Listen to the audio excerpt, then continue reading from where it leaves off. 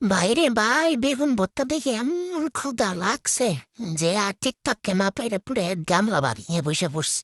এক গামলা না, সরি, এক প্লেট ভাত নিয়ে বসে পড়ছি। এই বেগুন ভর্তাটা পুরো ভর্তা করছে আমার আম্মু। এত বেশি মজা হয়েছিল।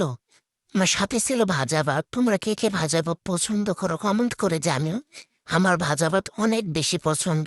বেগুন ভর্তাটা দিয়ে একদম মাখিয়ে মাখিয়ে লোকমা করে খাচ্ছিলাম। এরপরে ছিল হচ্ছে কুমড়ো দিয়ে, জালি কুমড়ো, এটা কুমড়ো দিয়ে হচ্ছে পাঙ্গাস মাছ।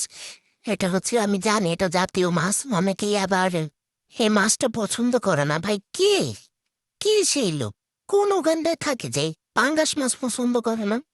তো যাই হোক, আস্তে আস্তে মাছ খুলে আমি হচ্ছে তরকারি দিয়ে মাখিয়ে মাখিয়ে লোকমা করে খাচ্ছিলাম।